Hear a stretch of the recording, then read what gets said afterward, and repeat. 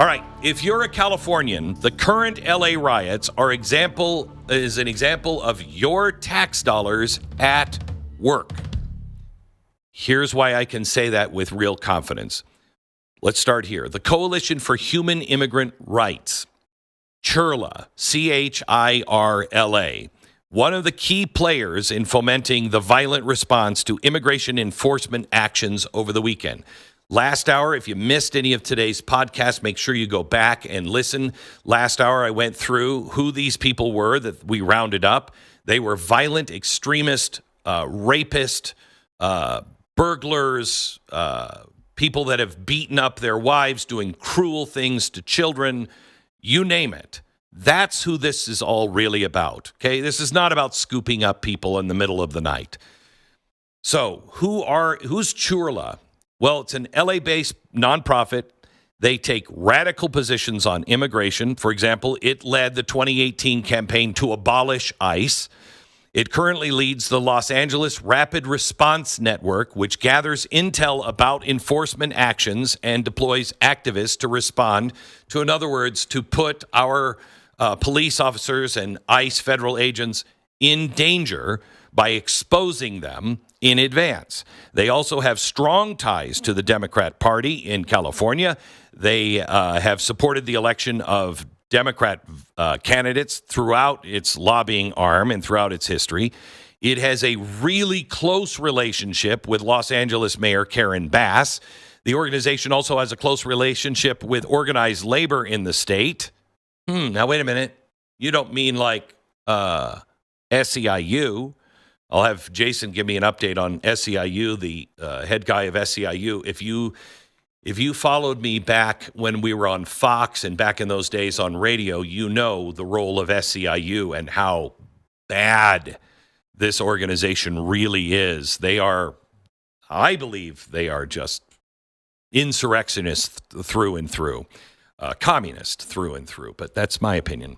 The organization also has a close relationship with the organized labors, which in turn, they become a major financial supporter of Democratic politicians. On Friday, CHIRLA held a rally protesting ICE's enforcement actions and the arrest of the SEIU president for obstruction. Now, the incredible part is that CHIRLA's activities are primarily funded by you if you are a taxpayer in California. We have obtained a financial audit shows that for fiscal year ending 2023, $34 million from the state, mostly through the Department of Social Services, accounts for 72% of the total revenue. This is nearly a threefold increase over the previous year. Now, all of this information is coming from, what's her name? Laura Powell. Laura Powell. She is the, what is her handle? GOP. She's a civil liberties attorney, in California. Okay. They also received $450,000 in federal contract in 2023, which Mayor Bass publicly took credit for on helping secure.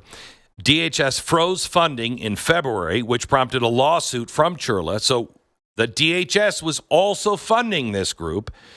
DHA then canceled the contract. The lawsuit was then dismissed. This is the military, educational, industrial complex, all of this stuff. This is a nonprofit industrial complex. Eisenhower did not include the nonprofit industrial complex because we hadn't really thought of it yet back in the 50s, but that's exactly what is going on here. Now, there are other people involved. If you are in doubt at all on what is actually happening in California, I want you to listen this week, because this week and on Wednesday, our Wednesday TV show, I'm going to go through all of this, and I want you to have a friend watch it, somebody who's not completely lost but still maybe a little confused. They must understand what they're seeing is a show. This is all planned. This has nothing to do with Trump. This has nothing to do with illegals that are here that are good families. It has nothing to do with this. This is about a color revolution. Now, let me tell you about one of the guys involved in this. He's a billionaire from America, Neville Roy Singham. He is kind of a mysterious figure that made a lot of his fortune in part due to his ties with communist China. He now lives in China and has emerged now as a key funder of the radical groups inside the United States that are pushing for the violent protests. And he's got a very strict pro-Beijing kind of script. He made his wealth by selling IT software business to an investment firm partially owned by the Communist Party in China. He is a major funder of a group called the People's Forum. The People's Forum. Well, they're not hiding in plain sight there. Below are excerpts from a very long expose that Just the News published in March this year. Hang on, I'm just reading my notes from Jason. Meet the pro-CCP Marxist revolutionary group behind the Mohammed Khalil protests of 3/2025. Jason, remind me who Mahmoud Khalil is. He was the guy, Columbia University, that set all that off. Give us a quick thumbnail of him. That's it. Yeah, he was one of the central figures when they were, shutting down Columbia. There was a much larger, group, which we will go into later, that were doing this thing called Shut It Down for Palestine. Again, another tie to socialists, Marxists, for some weird, odd reason, heavy focus on Maoism in particular. Of course. But yeah, that's who that guy was, and that's also who the Trump administration was looking to deport. So the People's Forum has been a driving force behind the protests condemning the detention and possible deportation of the pro-Palestinian Columbia graduate student Mahmoud Khalil. There are scores of videos posted by the forum on social media detailing the group's role in organizing, promoting, attending, and leading all of the pro-Khalil protests. They did a rally outside the courthouse. They did a sit-in at Trump Tower.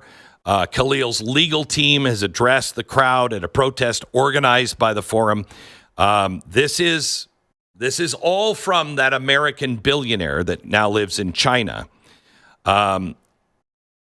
The forum is led by a guy named Milano de los Santos. And I'm saying that as white as a white man can possibly say it, because that's who I am. Also, personally tweeted multiple times to promote the forum-led protest for Khalil. Major patron for the People's Forum is the communist businessman Neville Roy Singham. For months, we've been the target of a campaign that alleges our funding comes from dark money. A few years ago, we met Roy Singham, a Marxist comrade who sold his company and donated most of his wealth to nonprofits that focus on political education, culture, and internationalism. This is from the People's Forum. Singham married Jody Evans. Who is Jody Evans? Well, she's the co-founder of the radical left-wing group Code Pink. Her group touts itself as anti-war, but it's also very pro-China and very anti-Israel, strangely pro-Islamists. The New York Times reported that Singham works in Shanghai, that his efforts are linked to the Chinese Communist Party. This is from the New York Times, that he has attended at least one CCP workshop on promoting the party globally. The New York Times also reported that he provides backing for the People's Forum. The Free Beacon has reported that key leaders for the forum serve in top position at Singham's Justice and Education Fund. The Free Beacon also reported that the network run by Singham is also behind Breakthrough Media and Dongsheng News, who both push pro-China narratives and whose content is reshared by the forum here in the United States. Free Press also reported that Singham and Evans have donated over $20 million to the People's Forum from 2017 to 2022 through a series of shell organizations and donor advisory groups, accounting for nearly all of the group's funding. The Free Beacon also reported in 2024 the People's Forum had encouraged anti-Israel activists to recreate the violent protests of the summer of 2020, just hours before the rioters stormed and occupied a building at Columbia University campus. So these are some of the people that are involved. Again, you also have the federal government involved. DHS, under Mayorkas, was also helping fund, I think it was CHIRLA, wasn't it? CHIRLA. Yeah. Tell me that connection. CHIRLA, and I just lost it on my notes too. But CHIRLA was receiving not only state taxpayer funds, but they were also, under Karen Bass, received another grant from the federal government, from the Department of Homeland Security.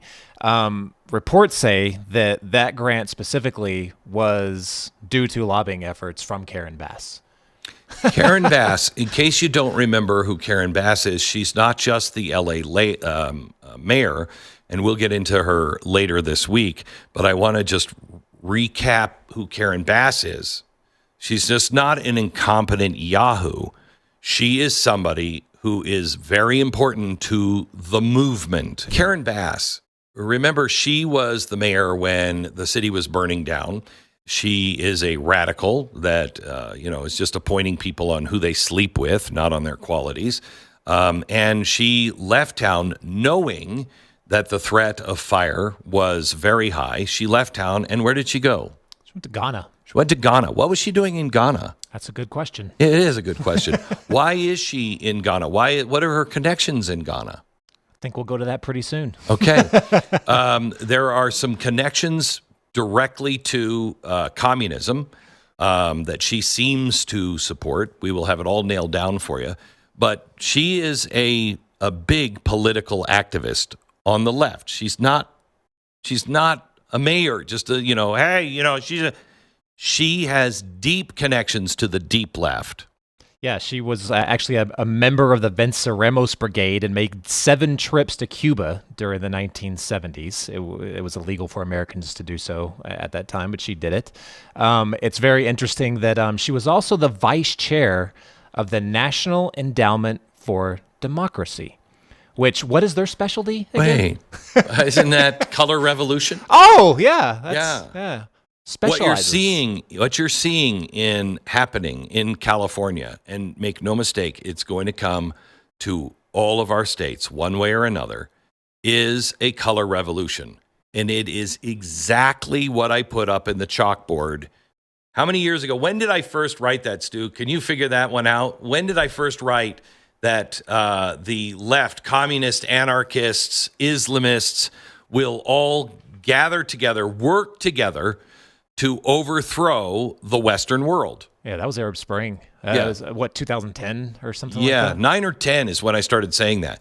And everybody said that's not possible. And you are seeing it in action. It's not just that they are, it's not just the LGBTQ community is supporting the Palestinian cause, which if you go over with your rainbow flags over and you're anywhere near the Palestinian territory, they will kill you, okay? They're not going to be, you're not going into their school and teaching them about the kids being born in the wrong body. They will kill you. It's not just about the insane things like supporting. Now you're starting to see them in action. What was the triangle that we saw spray painted, Jason? We were talking about this last night.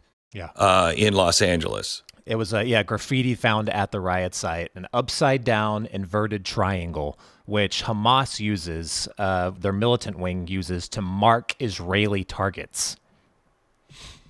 Now, this one was a red triangle. And remember, we're going to show you this week that the communists and the Islamists and socialists are connected. This triangle is connecting them, okay? It's leaving a mark. That, you'll see that triangle. I think it's up on the Blaze right now if you happen to be watching. But it's all marking a warning to ICE. This triangle, a red triangle, was used by the fascists, by Germans, when they rounded up people who were communists. and it was an upside down triangle that you had on your prison uniform that meant you were either a communist or a capitalist, one of the two. I don't think this is a, let's pick a red triangle. I'm sorry, I don't think so. This is more than just an Islamist movement. This is an Islamist communist movement. And what you're seeing happening in Los Angeles now, and it is just the beginning, warning, by 2028, this will be everywhere. What you're seeing now is a setup. They want a moment where the military or the police or anybody does something that they can use now and say, see, they're just like the Israelis with the Palestinians. This is the same kind of atrocities and genocide that is happening. That's what they're looking for.